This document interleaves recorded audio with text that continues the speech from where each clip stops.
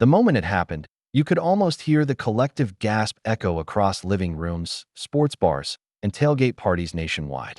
Sunday Night Football was already drenched in drama. The Cowboys had just taken the field for the first time since the Micah Parsons bombshell trade to the Green Bay Packers, a move that had ripped open the soul of Dallas fans and set fire to every talk show in America. But the real storm didn't come from the players in helmets. It came from the booth, from a voice that fans had grown to trust for decades. Cris Collinsworth leaned back in his chair, looked into the camera with that calm, polished smile, and dropped words that detonated like a grenade. Look, folks, this wasn't a bad move. This was strategy. Jerry Jones is thinking long-term here. For a second, silence. Even Al Michaels, usually quick to volley with playful banter, hesitated. The broadcast moved on, but across America, fans didn't. Phones lit up. Tweets poured in. Hashtags exploded. Cowboys Nation, the most loyal, loud, and emotional fan base in football, had just been told, in prime time, that losing their defensive heartbeat wasn't betrayal. It was smart business. And just like that, Cris Collinsworth wasn't just calling the game anymore. He was the game.in Dallas. The reaction was volcanic. At bars along Lower Greenville, fans wearing Parsons' number 11 jerseys booed the TV like it was the opposing quarterback.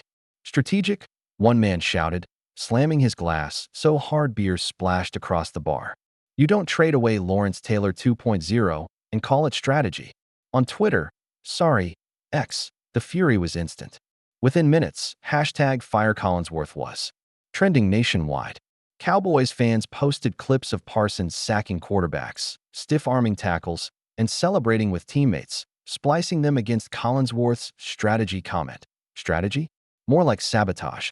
Jerry's PR team couldn't have said it better. Collinsworth sold his soul tonight. By the end of the quarter, another hashtag had taken over. #JerryProtect. The implication was clear. Fans believed Collinsworth wasn't just offering an opinion. He was defending Jerry Jones, the man fans blamed for betraying Parsons, at the expense of truth. To understand why Collinsworth's words cut so deep, you have to rewind. The Micah Parsons trade wasn't just a headline, it was heartbreak. Parsons had been the Cowboys' storm, their chaos agent, the guy who made quarterbacks tremble the moment he lined up. Fans loved him not just because he dominated games, but because he carried himself like he belonged in Dallas, like he wore the star not as a logo but as a birthright. Then came the whispers, contract disputes, friction with Jerry Jones, rumors of egos clashing, and then the unthinkable. Jerry sent Parsons packing to Green Bay.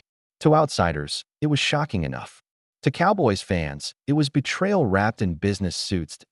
When Cris Collinsworth, the voice of Sunday Night Football, the man fans tuned into for decades, told them it was all strategy. That wasn't commentary. That was salt in an open wound. By halftime, the backlash had turned nuclear. ESPN ran a cheering. Collinsworth defends Jerry. FS1 played the clip on loop, commentators half laughing, half shaking their heads. Podcasts fired off emergency episodes. Sports radio in Dallas fielded call after call from fans spitting fire. I'm done with Cris. Done. He's been a Jerry guy for years. But this? He's dead to me. He sounded like he was on the Cowboys' payroll. Even rival fans piled on. Eagles supporters mocked Cowboys Nation with memes. Not only did Jerry trade your best player, now NBC's telling you to like it. Giants fans posted gifs of popcorn, enjoying the implosion. Packers fans, newly smitten with Parsons, gloated. Keep calling it strategy, Cris. We'll call it victory. The fury wasn't just about Collinsworth's words. It was about what those words represented. Fans weren't just losing players, they were losing faith. And now, one of the most trusted voices in football felt like he had crossed over to the other side. The debate spread like wildfire across sports media. On First Take, Stephen A. Smith nearly jumped out of his chair. Cris Collinsworth is dead wrong. Dead wrong. This ain't strategy, it's self-sabotage. You don't trade your best player in his prime. You just don't. And for Cris to sit there, with a straight face, and tell us Jerry Jones is playing chess? Please. He's playing tic-tac-toe with crayons, and Cowboys fans know it. Skip Bayless, a lifelong Cowboys defender, looked like he'd swallowed nails. Cris is my guy. I like Cris. But tonight, he sold out. Tonight, He defended the indefensible. And Cowboys Nation will never forgive him. Even Shannon Sharp, grinning ear to ear, couldn't resist. Chris Dunn went and played himself. Jerry don't need defenders. He got enough lawyers. Collinsworth should call the game, not play PR for the Cowboys. By Monday morning, Collinsworth wasn't just trending. He was the story. But the twist came when one man spoke. A man whose voice in Dallas carried the weight of scripture, Michael Irvin. The Hall of Famer, the playmaker, the cowboy of cowboys, sat under the studio lights of a late-night broadcast. His face was tight, his tone sharp, his words dripping with controlled fury. This wasn't just about money. This wasn't just about business. This was betrayal. And Chris knows it. He knows it. The panel froze. The host stammered. But Irvin wasn't finished. I've got nothing but respect for Chris. But tonight, he sided with Jerry over the truth. And the truth is simple. You don't trade away family. Micah was family. And Chris calling it strategy? That's a slap in the face of every player who ever bled for that star. Boom. The clip went viral before Irvin even left the studio. Fans clipped it, shared it, reposted it with captions like, "Preach, playmaker." Michael Irvin said what we're all thinking. This ain't about strategy. This is about betrayal. In one moment, Irvin had ripped open the wound even wider. Collinsworth's words weren't just unpopular, they were unforgivable. The night closed with fans screaming into the void online, analysts sharpening their knives, and Collinsworth himself silent in the storm. But silence, in this case, wasn't safety. It was fuel. Because in the world of sports media, silence is red as guilt. And so Chapter 1 ended not with resolution, but with suspicion, betrayal, and a twist that turned the fire into an inferno. Cris Collinsworth had defended Jerry Jones. Cowboys Nation had turned on him. Michael Irvin had drawn the battle line. And as the lights dimmed on Sunday Night Football, one truth was clear. This wasn't just about Micah Parsons anymore. This was about trust. And trust, once broken, doesn't come back easily. The stage was set for an explosion that would test not just Collinsworth's career, but the very relationship between fans, media, and the most polarizing franchise in sports. The storm around Cris Collinsworth didn't die down after his Sunday Night Football remarks. It exploded. What began as a single, controversial defense of Jerry Jones' shocking decision to trade Micah Parsons to the Green Bay Packers spiraled into one of the biggest sports media firestorms of the decade for Collinsworth. A man who had built decades of credibility as a measured voice in football commentary, the backlash was like nothing he had ever faced. Normally, when fans disagree with a commentator, it fades after a few days. This was different. This was personal. And it wasn't just fans anymore. It was players, legends, and even Collinsworth's own colleagues who were lining up to take shots. By Monday morning, Chris wasn't just trending. He was dominating the national conversation. Twitter, or X, as it had been renamed, had 3 hashtags trending simultaneously. Hashtag Fire Collinsworth, hashtag Micah Betrayal, hashtag Jerry Protect. Thousands of fans clipped the exact line he spoke live on air, replaying it with captions that stung. This wasn't betrayal, this was strategy. Cowboys Nation, already wounded from losing Parsons, saw that line as gasoline on their open wound. One viral tweet read, "Collinsworth just told 30 million fans their pain doesn't matter. This ain't strategy. This is treason." It racked up over 500,000 likes in less than a day. The media warby Monday night. The backlash jumped from social media to mainstream TV.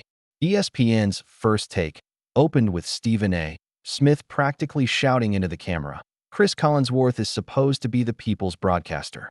He's supposed to call the game and respect the fans' feelings." Instead, what does he do? He defends Jerry Jones, the man who just ripped out the heart of Cowboys Nation. That's not analysis. That's propaganda.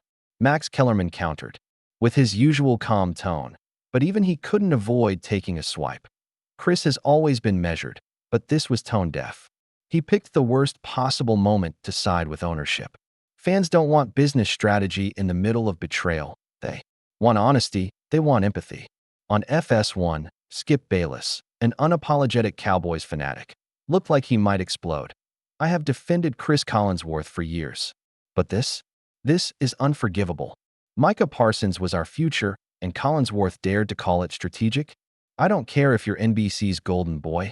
This is betrayal. Shannon Sharpe leaned back in his chair, shaking his head. Skip, let me tell you something. Cris ain't lying. He's saying what owners say behind closed doors every day. He just had the guts, or the stupidity, to say it on live TV. Don't shoot the messenger because you don't like the message. That tension, truth versus loyalty, became the heartbeat of the debate. Was Cris Collinsworth bravely telling fans the cold reality of the NFL? Or was he betraying his role as the trusted voice of the game by siding with the billionaire owner? Over the blue-collar fan, players joined the battle. The debate stopped being about media when current players began to weigh in. CeeDee Lamb, Parsons' close friend and now the Cowboys' biggest star on offense, posted a cryptic Instagram story. A black screen with just 3 words written in white. Family over strategy. Fans instantly tied it back to Collinsworth's comments. Within minutes, #FamilyOverStrategy was trending nationwide. Even retired legends joined the conversation. DeMarcus Ware, a Cowboys icon, went on NFL Network and said, "Cris is a friend, but he got this one wrong. Fans aren't stupid. You can't tell them losing Micah Parsons is a smart move. It's not. Period." And then came the nuclear moment. Michael Irvin, the Hall of Famer who had already clapped back once, doubled down during his own segment on FS1. Looking straight into the camera, Irvin's voice cracked with emotion. "Cris Collinsworth knows this ain't strategy. He knows what Micah meant to this city. To sit there and tell fans it's all part of the plan? That ain't analysis. That's betrayal. And I'm disappointed, Cris. I really am." The clip went viral. Instantly, fans replayed it again and again, tagging Collinsworth directly. One fan wrote, "When Michael Irvin calls you out, you know you messed up. Pack it up, Cris." NBC in the crosshairs. NBC executives found themselves in an impossible position. Sunday Night Football is the crown jewel of their sports lineup, and Cris Collinsworth is its signature voice. But now, petitions were flooding online demanding his removal. OneChange.org petition titled, "Remove Cris Collinsworth from SNF. He betrayed Cowboys Nation," reached 250,000 signatures in 2 days. Reporters pressed NBC for comment. The network issued a brief statement. Cris Collinsworth is a respected broadcaster whose analysis reflects decades of experience. We value his insight and his professionalism. But behind the scenes, insiders whispered of panic. Advertisers were nervous. Executives debated whether Cris should issue an apology or a clarification. The problem? Collinsworth wasn't interested in either. Collinsworth speaks again by Wednesday night. Cris Collinsworth broke his silence with an exclusive interview on a Cincinnati radio station. His voice, calm but firm, carried no apology. "I said what I said because it's the truth. The NFL is a business. I get that fans are emotional, and they should be. But the front office doesn't make decisions based on emotion. They make them based on what they believe will win long term. I was giving my honest opinion. If people don't like it, that's their right. But I'm not going to lie just to make people feel better." It was gasoline on an already raging fire. Fans who had been waiting for him to backtrack, to acknowledge their pain, heard defiance instead. The backlash intensified. Skip Bayless nearly tore his papers in half on live TV. He doubled down. Cris Collinsworth had a chance to walk it back. And what does he do? He slaps Cowboys Nation in the face again. But others, surprisingly, began to respect him. On Pat McAfee's show, the former punter laughed. "Look, I don't agree with Cris, but you gotta respect the guy for not bowing down. Everyone wants people to grovel these days." Cris stood his ground. That's old school. And just like that, the debate split into 2 camps. Those who saw Collinsworth as a sellout to ownership. Those who saw him as the only broadcaster honest enough to say what everyone else was afraid to admit. The human fallout for Cris himself, the pressure was suffocating. Friends texted him, telling him to stay strong. Family worried about the vitriol online. His colleagues at NBC, even Al Michaels, reportedly told him privately, "Maybe let it cool down, Cris. Don't poke the bear." But Collinsworth wasn't built to back down. In his mind, he had done nothing wrong. He had spoken the truth. The NFL was a business first, and the fans who didn't like it were mad because the truth hurt. Still, the toll showed. Reporters noted how quiet he was at the next production meeting. Social media spotted him at an airport, head down, avoiding cameras. He was no longer just a broadcaster. He was the face of a cultural war inside the NFL. The true climax came the following Sunday, when NBC aired its next primetime game. Fans tuned in not just for the football, but to see what Collinsworth would say. Hashtags like hashtag CollinsworthLive and hashtag SNFDrama trended hours before kickoff. When the broadcast began, Al Michaels opened with his usual introduction. Then the camera cut to Collinsworth. Millions of viewers leaned in. Would he apologize? Would he stay silent? Instead, he looked straight into the camera and spoke deliberately. Look, I know a lot of people didn't like what I said last week, but I owe it to this audience to be honest. I'll always give you my real thoughts, even if they're unpopular. You can love me or hate me, but at least you'll know I'm not sugarcoating it. That's my job, and that's who I am. The stadium crowd could be heard booing faintly in the background, but online, reactions split instantly. Some praised his integrity. Others tore him apart. One fan tweeted, "He's done. He'll never recover from this." Another wrote, "Finally, a commentator who doesn't just play to the crowd. Respect." By Monday morning, Collinsworth was still the #1 trending topic in sports. NBC executives were under more pressure than ever. Fans demanded action. Media insiders whispered that if the storm didn't calm, NBC might actually consider pulling him mid-season, but others argued he was now too big to fire. Love him or hate him, Cris Collinsworth was driving ratings. People weren't just tuning in for football, they were tuning in for the drama, and that's where the chapter closed. On a razor's edge, Cris Collinsworth had doubled down, refusing to bend. NBC faced a choice between loyalty to their veteran broadcaster and loyalty to public sentiment. Fans, divided and furious, watched every word, every broadcast, every moment. The future of one of the NFL's most trusted voices now hung in the balance. Would NBC stand firm and let Collinsworth ride the storm, or would they bow to the noise and end his era on Sunday Night Football? The answer hadn't come yet. And that cliffhanger was louder than any sack, any touchdown, any broadcast call Collinsworth had ever made. Because this wasn't just about commentary anymore. This was about truth, loyalty, betrayal, and whether one man's words could shake the very foundation of America's most watched sport.